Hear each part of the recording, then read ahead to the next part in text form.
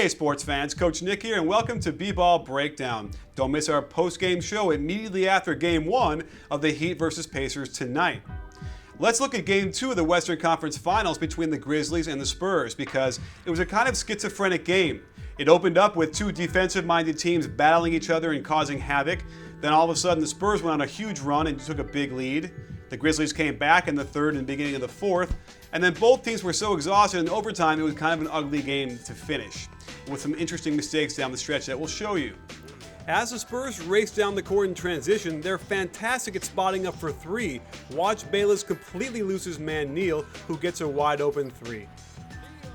The genius of the Spurs offense is that they'll send a cutter along the baseline to try and get his man to help one pass away.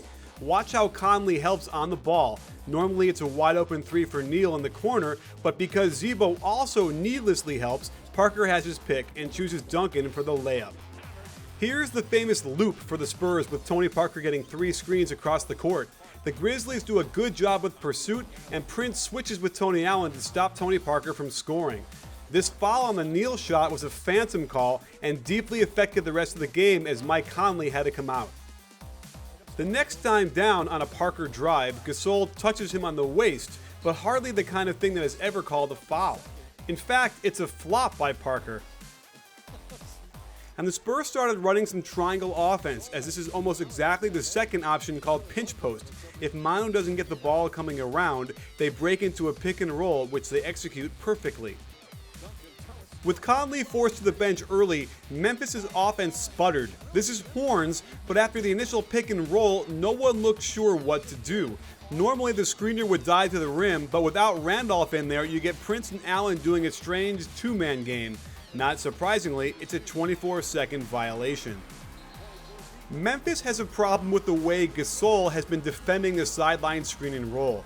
Watch how high Gasol comes out on the ball handler, allowing the pass to the roll man and forcing the defense to needlessly rotate. They compound the problem by having two men run to Duncan, and this is the Spurs' bread and butter, the corner three. Watch on the very next possession how the Spurs perfectly defend the same play. Duncan sinks down with both feet in the lane, helping contain the ball handler and being in position to pick up his man.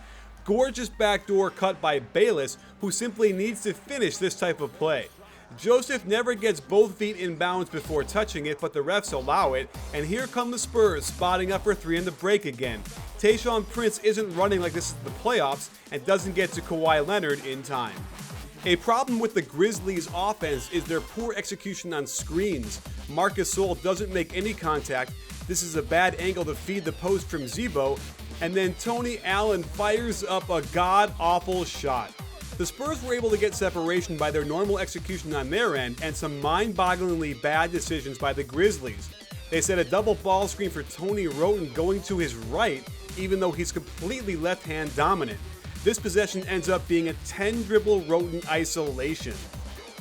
The next time down, with a 14-point deficit staring at them, the last thing Memphis should be doing is jacking up a three with 16 seconds to go on the clock. The next time down, Tony Allen screws the pooch big time.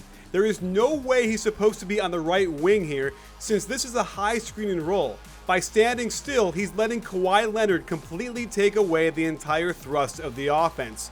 To make matters worse, he barrels headlong to the rim out of control and triggers a sequence of offensive ineptitude rarely seen in a conference finals, made worse by fouling Duncan and giving him two free throws. The Grizzlies finally got going in the third, led by Conley, Gasol, and Randolph, and by the fourth they were starting to make a run. Bonner had gotten wide open threes on this screen and roll in Game 1, but here he doesn't even pop. Arthur stays on Parker even though Bayless is pleading with him to switch back safely. To make matters worse, Arthur helps one pass away, and of course, that leads to an open three.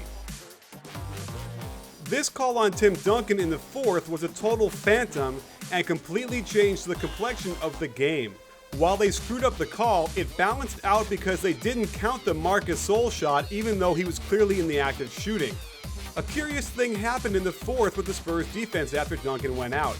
After doubling Randolph as soon as he put the ball on the ground all game, they suddenly stopped doing it and he went to work. The Spurs continued to run their offense and get great shots. but Bayless comes from behind to block this Parker shot in the lane. Ignoring the important fundamental of not leaving your feet to pass, Conley loses the ball, and look at this incredible save by Parker. Then a fantastic hustle play by Conley to steal it right back and get the assist. While fronting Zebo in the post has worked very well for the Spurs, Kawhi Leonard is way too far over on the weak side help, allowing a simple skip pass to Pondexter, who takes advantage of Leonard closing out hard to posterize Boris Diaw. And this time, watch Kawhi Leonard lose sight of his man, help on the ball handler even though Splitter is already there and his man is one pass away. This leads to a good look by Pondexter from 3. By the end of the fourth quarter, Zebo looked completely gassed as he rushes this shot and has even less lift than normal. The next time back on defense, he doesn't even try to find his man, Matt Bonner, who can't put the nail in the coffin with this wide open 3, and Memphis dodges a huge bullet. Tim Duncan comes back in the game with 5 fouls, and the Spurs get a really good shot by Parker coming around at the free throw line, but he can't knock it down. The Grizzlies also got Randolph ball screening, then diving to the hoop, where he successfully seals Tim Duncan. Being vertically challenged, he just can't finish the rush shot, and Tony Allen, whose hands appear made of stone, can't get the tip in. Again, the Spurs can't hang their heads on the shots they got down the stretch. Gasol doesn't do a good job containing, and Parker blows right by him for a layup that he can't finish, and Tim Duncan misses an easy tip. The Grizzlies take advantage, although this break is fraught with danger as Tony Allen almost charges, but gets the pass to Zebo for the and one. With both teams looking exhausted, Tony Parker makes a critical mistake not making the easy pass to Manu in the corner. This leads to a turnover and the key call of the game, where Manu is assessed a flagrant foul. While it's hilarious how Tony Allen grabs his head even though it never hit the ground, Manu didn't go for the ball, and the flagrant foul call is a good one. As you know, I've been very critical of Conley's right-handed floaters and layups. So I watched with much interest as Conley gets right into the lane and strangely shoots it right-handed. It's strange because he was going to his left and it would have been a lot easier to just pull up for a left-handed jump shot, but he hit it and tied the game. With a chance to win it, Manu could have played this a little differently. With Pondexter playing him on the weak side, he should have just cut straight towards the ball for an open look. Instead, he stuck to the play and tried getting around the high side of the screen. The Spurs can't get a good shot, and they went to overtime. Both teams looked ragged in the overtime, but there were a couple of critical mistakes.